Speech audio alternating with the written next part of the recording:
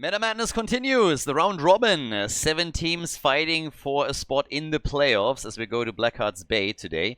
We have the Gremlins going up against the DMW, and I didn't really expect Blackheart's Bay to be played anytime soon, but here we are. So, first time. Could be a fun one, and it's definitely going to be interesting. There were a couple of changes to the map. I have honestly not seen it in any competitive or semi-competitive environment yet. Most of the players haven't played it there either, so they're not quite sure like how good is this. So a nice little test ground where we can see if this map has some potential in competitive play. Now there were a few changes that we're gonna go over later. But again, when we're talking about Meta Madness, important to note here is that we have a lot of pre-bans. All of the heroes down here are banned for the entire tournament, and then every hero that gets played cannot be played again in the same series, which means that as we're moving from map to map, things are starting to get a little bit crazy, and also very, very fun, especially once we're going into best of 5 matches that we have in the playoffs. Now in the round robin, we are always playing out 3 maps within a series, and every single map is a point for the leaderboard. So it's getting all played out. This is not a best of 3 series, not a best of 5 series. We always play 3 maps, and each map represents a point that you get. Meta Madness in general, we have in total 2,000 euros as prize money for the teams. I put up the prize money myself for the tournament. Meta Madness has always been my baby, and we've been running the tournament now for I think nearly 10 years. So pretty crazy. The tournament format has changed over time slightly, but this particular iteration with the pre-bans and the other draft rule, we've run that for a long, long time right now. And it got popular enough that League of Legends even adopted it to its own draft system. Blizzard was never really all that interested in it, which is a little bit sad because, again, it makes things a lot more interesting, especially for the audience, and kind of fun. Pre-bans aside for a second. We have on the bans for game number 1, Anubarak banned out, and also Falstad. Honestly, I'm super curious to see what's going to happen on Blackheart's Bay as a map. But when we're talking at the series, it's an interesting one because the Gremlins, super strong. The top 3 teams right now in the tournament are probably Exodia, the Gremlins, and the Nameless Kings. Those are the top 3, I'd say. And then we have a team like DMW that is more so at the bottom end of the spectrum here. But they have really surprised. They had some fantastic games. They took a map or 2 of opponents as well, where it wasn't really expected.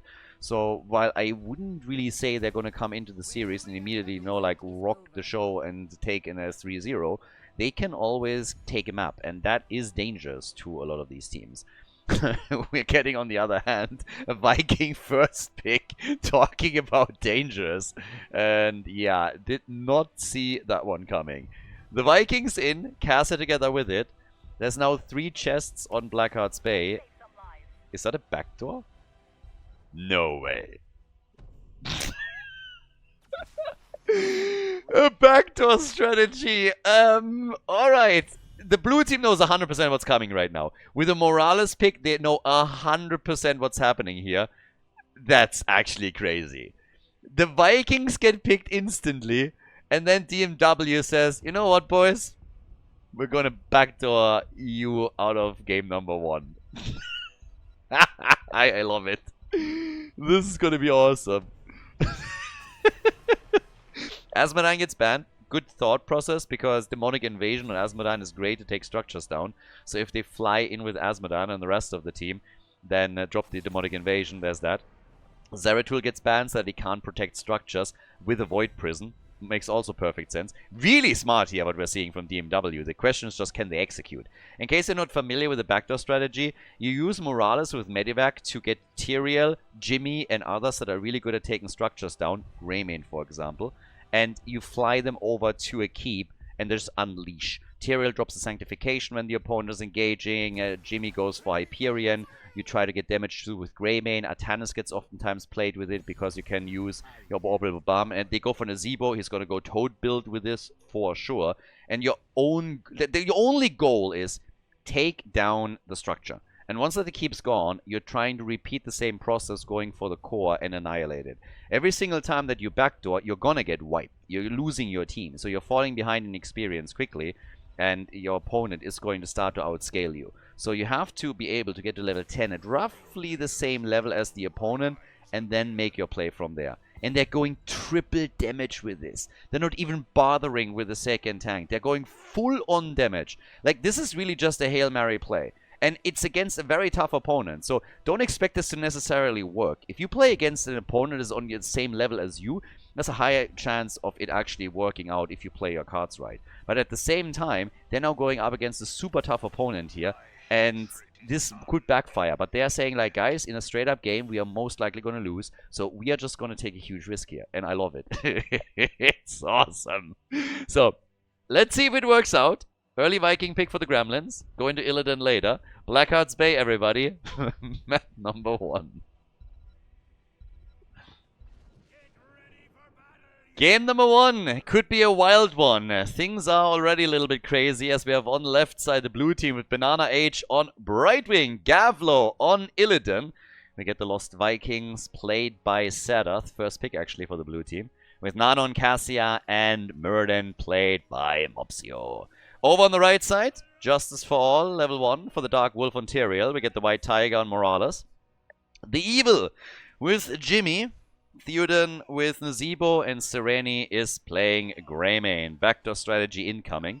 So we have those extra watchtowers now as well, so that you can get a glimpse of what's happening with Blackhearts once that he spawns. You need only 8 doubloons in the first turn instead of 10 previously, and the turn-in time has been reduced a bit as well. So there were a few changes to Blackheart's Bay. That a third chest is spawning is one of them. That's one of the reasons why Vikings were actually initially planned and picked for the Gremlins. But is the backdoor strategy working out? I was, by the way, at least initially wrong. On level 1 we get the Thing of the Deep. But in the early game, what basically DMW has to do is just chill. Try and fight an even game with your opponent. Push for a fort wherever they can, because again, you need to take a fort out too. You can't just simply go for a keep and that's it. In order to drop the core, you need to take the lane. But initially, at least, the important thing is do not lose massive team fights. Don't fall behind where your opponent gets level 10 and you're still being stuck at level 8 or level 9. So you want to get something done here. You can't just simply only rely on that. Go to level 10 and then see if you can execute this properly. So we'll see if it works out for them. It's definitely going to be mega interesting if they can. The blue team, after Morales was picked, obviously knew exactly what was coming. And now they just have to deal with it. But it's a team that has faced off against cheesy strategies like this a lot. So they should have a chance to do something here. So spawn already up at the top. First chest is currently up and is immediately being grabbed. So spawn point number 1. We got one right here. And that's a couple of doubloons locked in by the Gremlins that they can now try and turn in. They have also full control, by the way, over the watchtower. So good for them. Even a bit of leading experience already. And with Nano turning in 6 doubloons, they're getting very, very close to the next barrage, which does a little bit less damage now. Keep in mind that generally speaking, when we're talking about the current patch, when Blizzard introduced it, it also increased the hit points on structures. So that was a big deal. And yeah, the first few shots already get fired. So the insta attack against the fort in the middle. So already really, really nice now for the Gremlins. I mean, they executed this perfectly. Control the map as best you can, and this is a fort gone in the early game without them even having to make a massive play for it. Now, there are doubloons on the side of the red team too, so if they can get their own turn in, that would really, really help them to set up the attack later. But for that, they have to first take a little bit of control over the bell towers. There's bottom lane pressure that we get as well. We have 6 doubloons only for DMW, so it's not like they can get a full turn in already.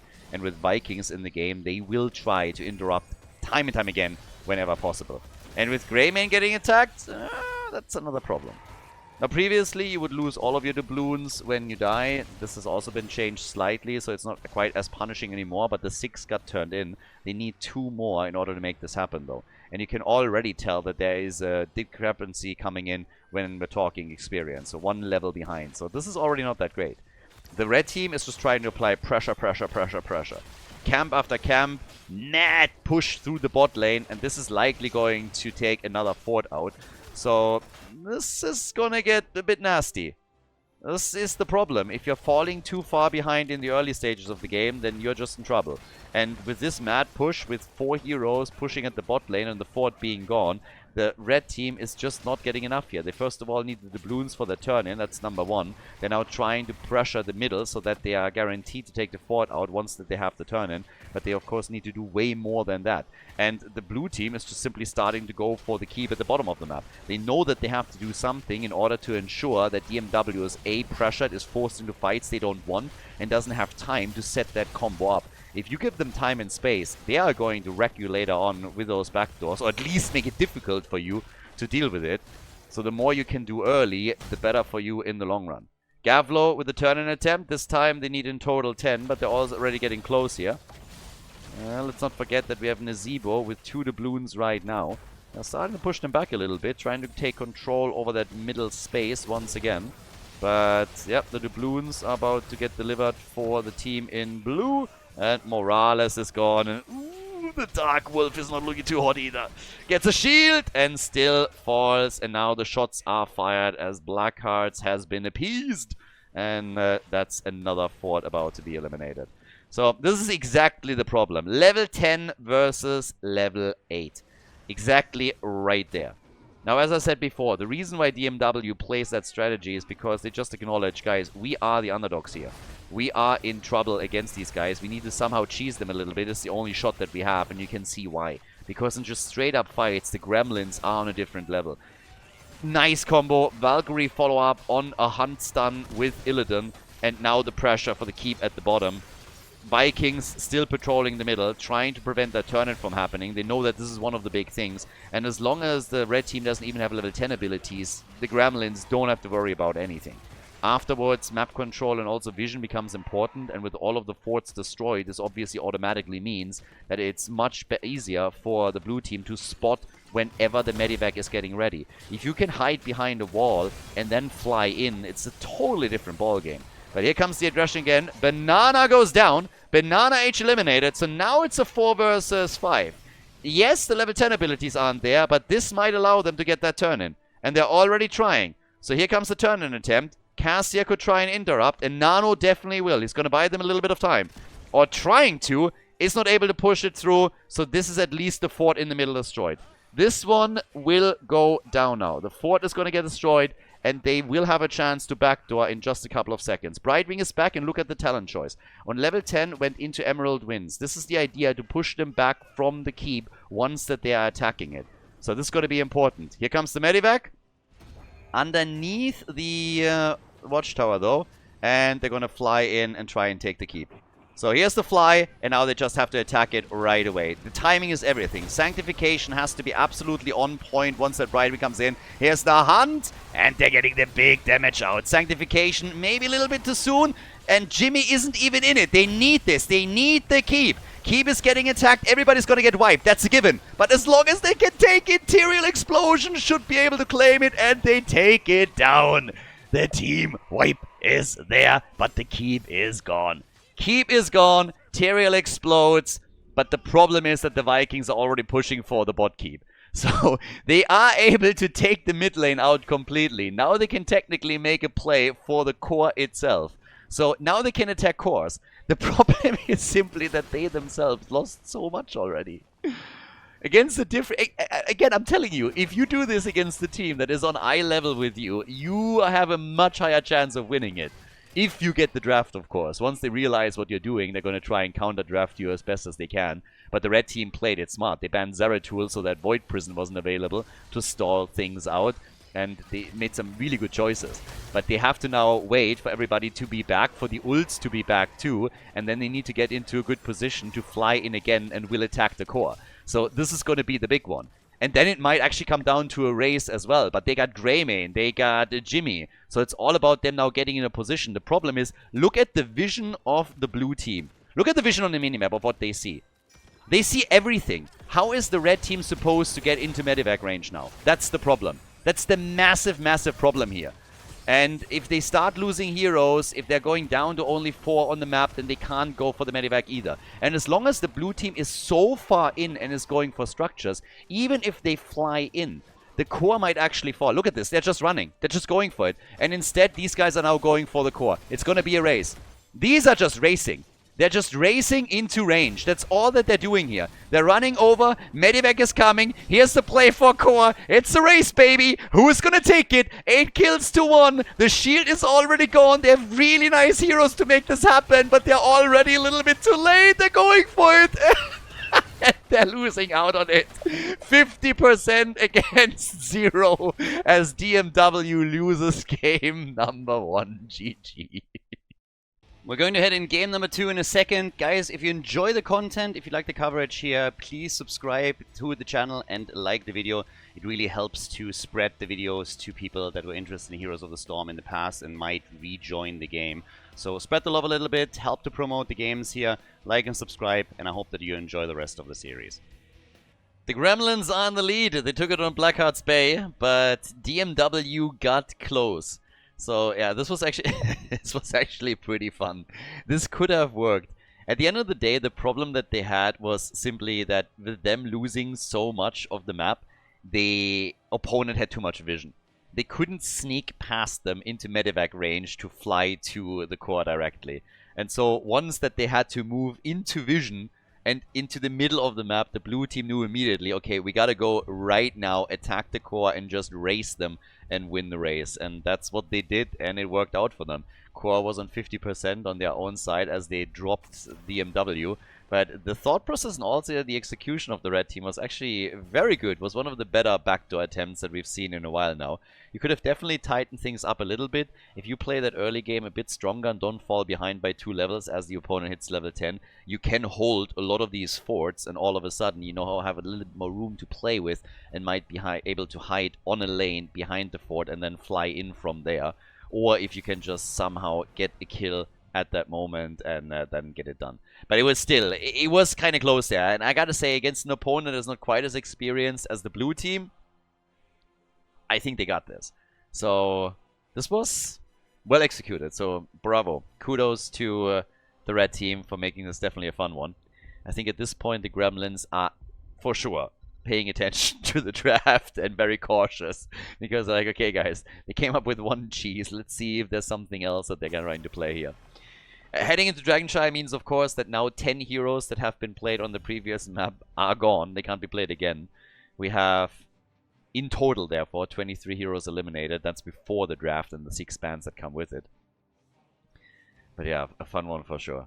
It was an interesting variation, by the way, also on the traditional backdoor. The heroes were mainly the same, but they decided to add an additional damage dealer. So they went for Nezebo. Typically, in the past, who you would have... Asmodon got banned, so no demonic invasion. Typically, who you often saw in the past was Atanas, because the orbital bombardment can buy you a little bit more time. And what you oftentimes see as well is them picking Falstad, because you can gust the opponent away as they engage, and Falstad doesn't even have to be in the medevac, you can just fly in directly. So they banned Falstad out, and they had great damage dealers, so this was not too bad. But yeah, it was a fun one there. Good reaction too also from the Gremlins, by the way. If they would have, instead of going for the attack, tried to defend, they would have lost eventually. So that was also a pretty decent choice by them. But yeah. The lead, again, in the hand of the blue team. So now we have to see how Dragonshire is going to play out. We had the map chosen by the Gremlins, so DMW actually decided that they want to have first pick, first ban, with Falstad still up as one of the few potential globals in the game. He gets picked quickly. And then we have Lucio for Banana Age. So very quick rotations between the lanes are already a given. And Anubarak was chosen first. I guess they're going to go into some kind of dive combo that they're preparing here. With ETC and Gul'dan eliminated from their perspective. So that limits also the options on pseudo globals a lot. I mean, there's not really anything left. We get Malfurion and we get Urel. Yeah, that old Anubarak-Urel combo. This was something that the Korean teams in particular during the last Eastern Clash before Blizzard cancelled HGC loved to play. I mean, they really went ham on that. Whoever got Anubarak and Urel during the draft were just mega aggressive. Now, we had obviously tons of patches coming after that, especially patches that affected the entire game. So I'm not saying that it has to stay still the same priority than back then, but there's certainly a little bit of nostalgia with all of that connected. But it was the combo on the last Eastern Clash. Zeratul banned. This time goes the other way here. So no trying to farm Falstad is what we're essentially being told by them. And yeah, let's see what the last ban is. Yeah, part of me is still a little bit sad that it didn't work out for them. I love when a team risks something like this. The shame is honestly that I haven't seen a lot of these strategies work out because they're mostly played by underdogs against opponents that are the supposed favorites by quite a margin. But I would assume that, for example, when you're playing in a league like Heroes Lounge, that over there, if you do it against an opponent, you know that maybe they're a little bit better than you, but not by all that much. I think that can work out. I think there's some cheesy stuff that it can do. Diablo and Zagara. Zagara and Dragonshire. This is the third series in a row where we've now seen Zagara. So, yep, she's going to try and run that bot lane for the team. Diablo, not really a lot of combo potential here just yet, but Mopsio and Diablo can really start bullying a few people at least. With Falstad taken, we're going to see another melee, so it's not like there's going to be that Tacita wall combo that we've mentioned now a few times already. But we get Liming for the red team, so some burst damage. Ooh, and Sul'jin. I mean, theoretically, you could try Guillotine here. Get some stuns going, Malfurion with a root, and that basically pins down the target into a guaranteed Guillotine hit, if you want that. Not that we see that all that often, but it could be something that they are considering here. We'll see. Map number 2. Again, we're playing all 3 maps out. Every map represents a point. And our final pick for map number 2 here in Dragonshire is Samuro. Ladies and gentlemen, we got the Gremlins against DMW. Let's go. Gremlins against DMW. We have our second map up. Gavlo for the blue team. Now over on the left. And well, ladies and gentlemen, it is party time. We got Nano on Zagara, Banana H on Lucio. Mopsio is playing Diablo for the blue team. Sedath on Samuro, last but not least, as over on the right side, the red team starting things off with Sereni on Li Ming. We get the Dark Wolf on Anubarak, the Evil on Urel, White Tiger on Malfurion, and then Theoden is playing Sul'jin. You want Axe? Oh yeah, baby, we want Axe, and we want a lot of it, please. So, let's get the show on the road and see if maybe there's a chance for the red team to get themselves a victory here after all. Right now, first and foremost, big brawl already in the middle of the map as they're trying to go for that 5 versus 5. Mopsio gets locked down initially. The follow-up from Malfurion is there as well. And yep, so far, so good. So we get our 3 stacks with You Want Axe. And yep, 3 stacks already. So, let's go. Talking about stacks, Samuro with his level 1 talent choice also going into stacking, obviously, heading straight into the Way of Illusion here. We have with the top lane Pressure, already Urel against Samuro, down at the bottom of the map, obviously. Zagara slowly starting to set up with a couple of additional creep tumors as we're getting them here. And Falstad is, yeah, also in the middle. He's going to fly up top eventually, trying to help out and apply some additional pressure onto the solo laner. But it's a bit of a volatile environment right now, with particularly DMW starting to move in and do some work here. Theoden already low and gone, and it's a bit of a setback with Sul'jin dying this quickly. So Sul'jin is instantly out. It's the bad news, and the Siege Giant camp has also been claimed. I mean, which at the end of the day immediately means that we're now looking at a team that has taken their camp, gotten a kill, whereas the opponent hasn't even claimed those Siege Giants yet. So just on the camp control alone, and with that little bit of a time gap that you have, the blue team has already established an advantage.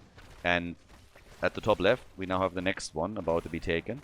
So they are locking that one in as well, starting to get their mercenary camp there. They're essentially now always one mercenary camp ahead, and that can really make a difference. But Gavlo rooted and eliminated. It's not only the blue team that can get kills here, so they are able to work one in at least. Double control on the shrines though, at least for a short period of time. But it didn't really lead into anything yet. There's always that back and forth control that we have between the teams now. And the amount of pressure that we are seeing down at the bottom of the map is also pretty significant, as you can tell. So yeah, they're really going at it right now, making sure that they're getting lots and lots of work done. But yeah, we'll see. I mean, right now it's mostly actually the red team that is doing some work, so they're getting a little bit aggressive on this. It's working quite nicely. But in the back, we have Li Ming, for example, that gets attacked by Sadath as he starts to rotate over. Falstad is the only one that is at the top. And here comes the kill against Malfurion. And even Anubarak is low and might fall to this. Sadath gets stunned out. And yeah, he's getting close, but not close enough. So Anubarak still made it. 2 kills to 1. And down at the bottom of the map, even another engagers that are trying to go for Li Ming here. Sereni in some trouble. And with Lucio now also joining the party, it's a kill against Li Ming. That's kill number 3 for the team. And they're getting further and further ahead of this. So, yeah, there's Dragon Knight number 1 and pressure galore. Yeah, they're doing really well on this one and start to push the opponent back. Obviously, always in the hope of getting a huge edge over DMW early so that they can start to snowball this. So far, it's kind of working. Nearly a level advantage. Dragon Knight is just pinning them down a bit in the middle. Somebody has to react. It's Suljin, who's obviously hoping to stack his baseline as well. It's a pretty decent one, actually, to go up against the Dragon Knight. You can always get yourself a bit of an advantage, too. But then you have Zagara pressuring at the bottom of the map. Falstad still connecting here, too. And as long as the Dragon Knight is working at least the Dragon's Breath in, they're going to be fine here. But for Suljin, it's also going to be a lot about grabbing stacks for his level 1. And he's sitting at 17. So that's not bad, considering that we're only 4 minutes into the game. It's actually pretty decent. So the hit against Lucio, and Lucio's gone. So DMW is getting their counter kills, and I like that a lot. These guys are not just simply sitting back and afraid of facing off against the opponent here or anything. They're really playing they're doing their thing. And so far, it's working. I mean, they're falling behind, don't get me wrong. But they're also working some kills in and are trying to capitalize on them. They haven't lost the fort just yet. But of course, the blue team is going to pressure for that soon. And going to try and snack it. Zagara! Yeah, she gets killed. And that's 3 kills to 3. So this gap is closing. Structurally, still the advantage for the blue team. But they have a shot to at least take the wall at the bottom of the map out. Lucio, Mopsio, they're also now starting to move in to see if they can maybe distract him a little bit further, but red team doesn't care at all. They're like, yeah, what are you two gonna do? You need damage in order to threaten us, and you don't have any down here. So what we're gonna do is drop that wall and see if we can get a little bit further on it. Falstad is flying in, and they're gonna get ganked by the entire team now. So here's the moment where they have to somehow get out, and they just can't. Malfurion is gone. They might have stayed a bit too long here. There's level 10, and the barbecue follows immediately. Triple kill, 3 taken out, as the Gremlins took the opportunity to rotate over, force a 5 versus 4 with a level 10 ability advantage, and just wrecked 3 heroes. That put them in the driver's seat again. They can push for the fort. They already took down the one in the middle, which was obviously severely damaged previously. But now they have the chance to take the one at the bottom of the map as well, and that would then be the second big structure eliminated. Yeah, tough times. Now, we have for Suljin still Tazdingo. Recklessness was the level 1 talent for him, and he even followed that up with Ferocity on level 7. Nice double more. Mopsy actually is about to get... Yeah, he's going to get out here. Good job also by Nano, dropping that more here. The red team wanted to use the level 10 ability to force an even fight, but they're still trailing by more than a level as the next objective spawns, and they have a shot here. The damage outputs, we have 19,000 for Suljin. He's top damage in the game. Zagara comes in second with 15k, followed by Samuro. But the lack of those 2 forts is eventually, of course, gonna become problematic. Now, Samuro is sitting at the top. Is trying to take control, and that would give them double control again. If they can get kills here now against the red team, they have basically a Dragon Knight guaranteed, and they take instantly Anubarak out. Quest completed for Suljin. Zagara dies though. Suljin is now at 31, and well, the Dragon Knight has already been claimed as Samuro just snuck into the middle and took it. Suljin dies without taking his ult. What? I'm a little bit confused. I don't think he was stunned out. He was actually killed by the Siege Giants, if I saw that correctly. So, I'm not quite certain what happened there. if he just went full brain fart or what was going on, but that looked very much to me like he simply didn't press his button. I don't think he was stunned. I think he was happily attacking, and then the Siege Giants came in and just dropped him. So, not quite sure what was going on there, but his ult was up as far as I could tell, and yeah, he just died. So Suljin gone, 10 kills to 4 now, and with that, we have more pressure at the bottom of the map as the top side fort is also slowly getting attacked, and they're working that wall. 18,000 damage on Samuro. He's obviously a pain at this point. And they have a 2-level gap. 2-level lead right now. 2 levels ahead. Top side, Samuro is working the fort, trying to go up against the evil. I mean, Sadath is a brave man going up against evil himself, but Urel gets eliminated, sent back down to hell. The hell goat over here. And down at the bottom of the map, the siege has basically never stopped and finally dropped the gate and also one of the towers. They're waiting for the next minion wave and they're starting this up again. With Samuro winning his battle at the top lane this easily, that means that he can now push for the next fort and structure, so the more space and time they can buy Samuro, the better for the team in general. So that's exactly what they're doing. The next fort will fall soon. By now we have DMW catching up in talents. That's good news at least. But they're also soon going to fall behind once again. Samuro takes the fort, and down at the bottom of the map, it's a 5 versus 4, but they're being pushed back. The blue team hoping for 16, of course. And Samuro just doesn't care. Just pushes for structures a little bit further. Sadath can easily swap over towards the middle, and does so. And Zagara is still pushing at the bottom map. They're pinning them down. They're really pinning them down right now. Suljin is at 39 stacks on his baseline. 16 talents are now available. With that, we're getting also a massive boost for Zagara, obviously, as she goes for her Hydralist talent.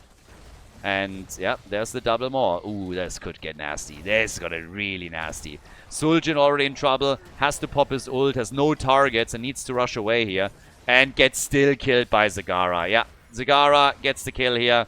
Suljin gone, and that's your main damage dealer eliminated. And this is obviously going to make the entire situation at the bot lane potentially disastrous for the red team, especially with Samuro still pushing at the top. He has the camp here too, only sets that's in. They're going for the next Dragonite.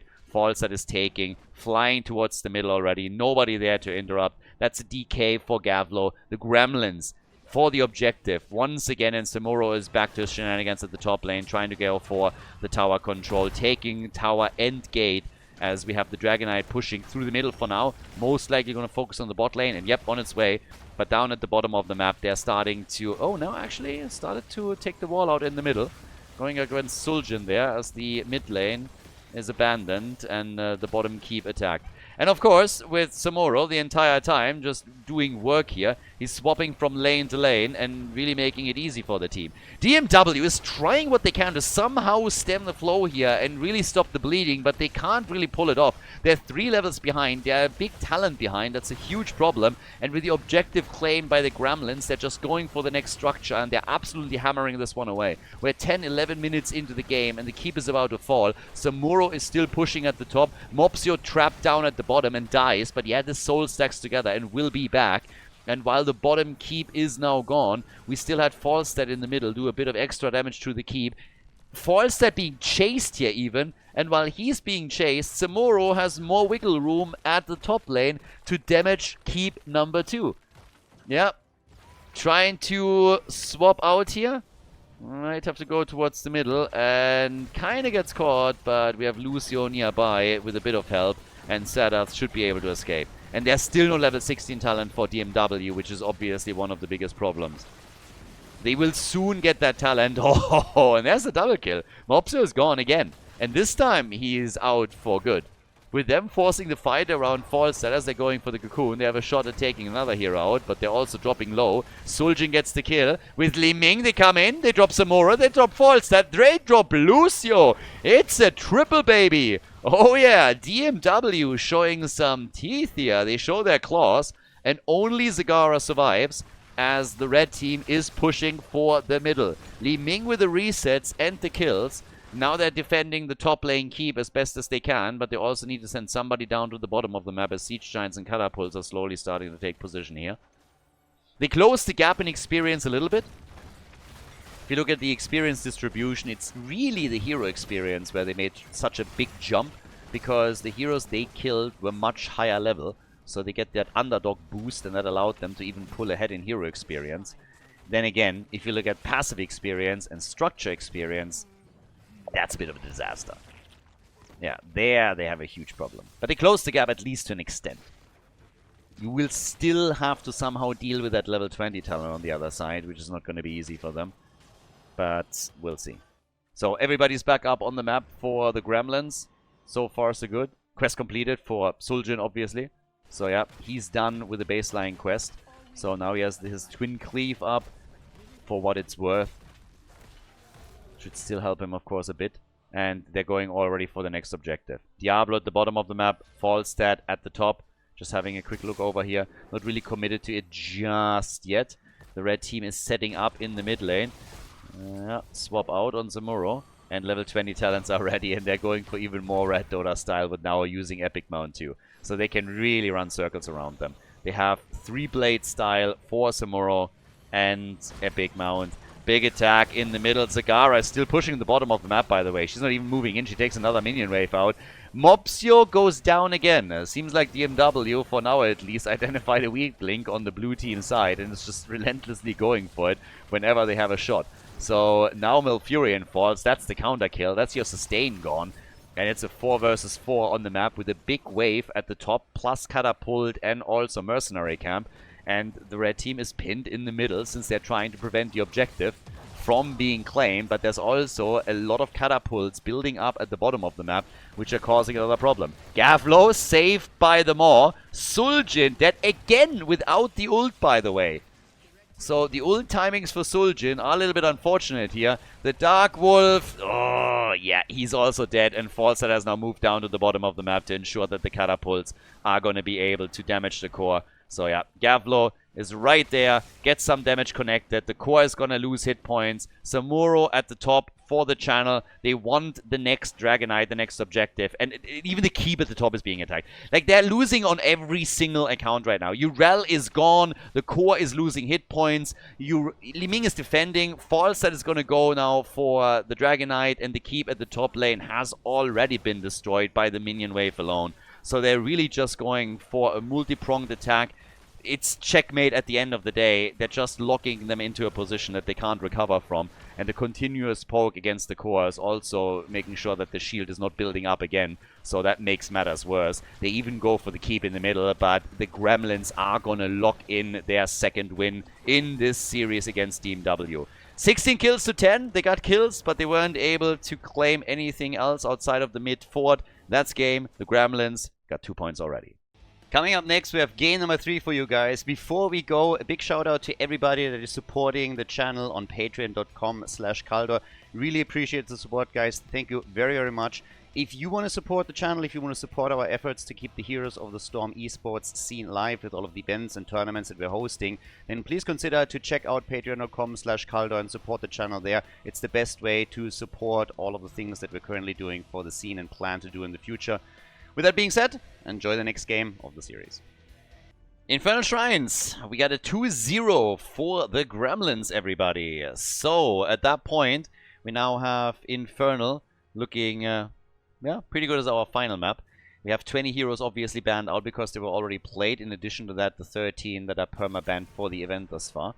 So, we're slowly starting to get rid of some pretty important numbers here. I mean, in total, what's that? 33 plus the 6 that are getting banned in the game. That removes 39. So you're nearly getting rid of half the hero pool already as is. In this case, we get Maiev banned and also Garrosh. But the Gremlins, as I said before, they are one of the top teams here. So when we're talking about the top 3... basically, the Kings, the Gremlins, and Exodia is the ones that we're currently looking at. So, that's that. And it's a tough opponent for DMW, but they are putting some nice games out. I like the attempt in game number 1 to go for the backdoor. That actually shows that, you know, they have... I honestly, it's probably tougher to pull that off in game 2 or 3. The chance is too big that your opponent picks some of the heroes that you really want and then they are unavailable. So most likely you have to either do it on the first map or you have to gamble a little bit and hope that you're still getting your pick in game number 2. Morales is unlikely to be eliminated at this point, but others like Tyrael, Greymane, maybe even Jimmy, depending on the starting map, that could make things a bit more difficult. But yeah, I like that they went for something different, and it nearly worked out for them. In Game 2, it just showed pretty clearly that Gremlins are extremely strong when it also comes to their macro control. They were always attacking at multiple fronts at the same time, and DMW had problems reacting to it properly, dealing with Samuro, dealing with these false side pushes, the constant rotations towards the objective, the just siege at the bottom of the map with Zagara laying into that fort, and then the keep, taking that all out. That was a problem, and here comes the Cho'Gall pick. Alright, so Cho'Gall in the house, everybody. Let's see what they can pull off with it. We are going into Infernal Shrines. Garrosh and Tychus banned for a reason here, of course. And if you look at the ban that we're seeing for the Gremlins, they actually got rid of Malthael. With Chen, you can... Okay, Leoric, Chen, and Kerrigan is what we're getting. Alright, yeah, that is a lot of melee. That's a lot of... We got some slows, we got some drains, we got some isolation plays through Chen alone. He can obviously kick people back, but yeah, the stuns from Kerrigan. It's gonna get interesting here. The Cho'Gall commitment very early is pretty cool though. So they might have another strategy up their sleeves here. We're seeing that Master Skin come in for Cho'Gall. Karazim, 7-sided strike, all percentage damage. Zagara is out, so she's not an option any longer. Vala is also out. Greymane is gone. So a lot of the typical heroes that you would want to pick against Cho'Gall have either been banned or already been played. Makes this a little bit easier for the Cho'Gall team. So Auriel gets eliminated. They don't want to have the revive. Auriel just generally very, very strong with Cho'Gall. But you can go for Alex. I mean, there's plenty. Alexstrasza is just one example of another hero that you could easily throw out there to assist Cho'Gall a little bit and get that lifebind out. But since they are starting to go for it, what's it going to be right now for DMW? And what are we getting for the side lane, for example, too? Orphea Sonya. Questions answered. Not on the healer, but we get Orphea for extra range damage. Then we get Sonya for the shrine. Sonya with her spin to win, also good at the top lane. And then Orphea for additional burst. So you're essentially playing a little bit of a double mage here if you're relying on Gal's damage a lot. But what is Sereni going to pick for the heals? And what exactly are the Gremlins throwing against Cho'Gall to try and take him out here? You gotta do something in order to control him. Once the late game picks up, Cho'Gall is gonna be a tough one. Tassadar and Uther. Okay, chain main tank essentially is what we're gonna get here. With Tassadar chipping in additional damage, maybe a few walls to cut off the escape. And then we have Uther for an added stun. Alright, so again, blue team, they gotta deal with it somehow. DMW, not afraid to throw a curveball in the draft, so they're trying it again here. And with that, we are heading into our final map of this series. The Gremlins go up against DMW, as already mentioned, and we have a Cho'Gall pick on the final map. So let's see how it works out. Whitemane as the support, and that sets us up for game number 3. It's double trouble time as we're heading into game number 3. The blue team on the left with Nano on Tassadar. We got Banana H on Uther. Gavlo on Chen. Serath is playing Leoric. And we got Mopsio on Kerrigan. The Fury of the Swarm. Something that stopped Cho'Gall on the right side. The Dark Wolf with Sonya. We got the White Tiger on Orphea. The Evil with We See You on Gal. And we have Sereni with Whitemane responsible for all the heals and survivability on Cho'Gall's end. Plus, Theoden is playing a Cho. So, that leaves us with Tio Evil. So this is a pretty decent name. It's a pretty good combo. I think you could pull off some very interesting shenanigans with this one. For sure. Tio Evil. I always knew that Theoden was evil. From the beginning. On level 1, we get a static charge, by the way. And we also have the Storm Stout secret recipe here for Chen. With, well, Osson's Renewal for Leoric. But is Cho'Gall going to be the savior of the red team? Are they going to be able to get themselves a point in this series? Or is this where they're going to lose ground? Up at the top, we got the Dark Wolf going up against Serath. So he's going to be the one in the one-on-one, and we are going to keep our eye on Cho'Gall for quite some time here. The scaling... Oh, pleb skin, by the way. I expected, you know, some sneaky master skin or something to come in here. And all of a sudden we are seeing some actual Cho'Gall masters at work that sneakily moved in with their priority pick into the third map. And we're basically like, yeah guys, map number 1 and map number 2 were only played by us in order to get rid of Greymane, to get rid of Tychus, to get rid of all those Cho'Gall counters, so that we can now wreak havoc and show you the real double trouble. Maybe it's not quite that, but if they played the long game here, this would still be pretty cool. Tacit obviously can also be a big problem. Objectives are going to be interesting to see how the teams are going to play that one out. Global's gone, can't play around it. Can't just play the positional game the entire time and go for macro with Falstad or... Ooh, Sonya. Sonya gone. That's already one of your heroes eliminated. That was pretty key here. We have in the middle the White Tiger attacked and dropped. So that's 2 down. That's actually really bad. You have Fat Illidan jumping in. Gavlo is moving in with Banana Age. So jump, block, stun. And then all of a sudden, it's 2 heroes down. That's a level advantage that we're talking about. This is where things are starting to get a bit tricky, especially with Uther now going for the next stun. And the evil is... The evil has been defeated, apparently. Yeah, nice heals for Whitemane, but it's not going to matter at the end of the day. Cho'Gall gets wrecked, so no trouble apparently here. Not even double trouble. Yeah, that's a really bad start. That's 4 kills against 0. And of course, that means talent advantage. Well, not talent advantage yet, but like a level advantage. Yeah, that hurts. That definitely hurts. Rising Dread, and we have Seared Flesh. More slam for Sonya. The Shrine also soon going to be announced. One of the problems, obviously, with now this whole situation is that thanks to all of the kills that we just saw for the Gremlins, they will get a level 7 talent during the Shrine phase. And that's a talent advantage on the objective, so pretty tricky to fight into. Even at level 7. And it's going to be tough.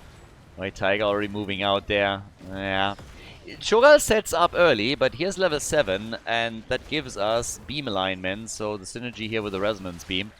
And in addition to that, we have the Hand of Protection, another big one. And the blue team is instantly pushing for the objective, especially, of course, since Sonya's sitting at the top lane. So it's also a numbers advantage down here. And if Sonya just continues to push topside, somebody will rotate away, but they've already taken a mad lead on Shrine minions. 29-30, and yeah, that hurts. So it's gonna be an Arcane Punisher for the blue team. Mopsio is dealing at the top side with Sonya and is starting to jump after her. So the Dark Wolf needs to be super careful here too, because, well, that's not the only one that comes in. There's the combo attempt that didn't work out, but they could still get the kill, and they do. Too many slows from Leoric, and then the follow-ups from Karrigan as they jump after Sonya and take her out. There's still a push going on at the bottom of the map that they're now trying to execute. But the rotation from the middle is on its way, and they could force another fight here and see if they can get themselves another kill. So, yeah, not quite just yet, but Illidan, well, Jen, jumps in. Maybe a little bit too aggressive. Gavlo was very optimistic, full of confidence. As he came in. Yeah, Grasshopper. It was maybe a little bit too much. Gavlo! And he's dead. Whitemane and Orphea also die. And with a fantastic wall, we have Tacita cutting off Cho'Gall and taking him out too.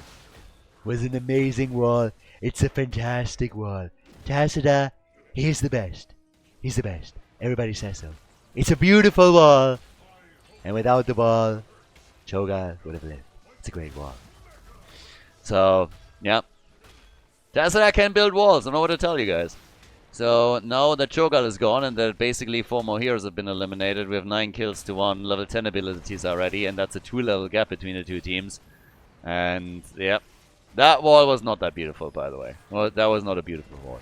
Sad. So, he tried, but there was no cutoff there. The other one, on the other hand, pretty amazing. Archon for Tacita. We got the Divine Shield in. And Karrigan gets slapped. Gets slapped by Orphea and goes down, says bye-bye. And we say bye-bye. So we got all the way down at the bottom of the map. Now Cho'Gall trying to go a little bit of a solo move here. Going up against the Ultralisk. I like that. Trying to take out a bit of the vision as the team is pushing in the middle and eliminating the wall. Trying to take the towers and the gate down.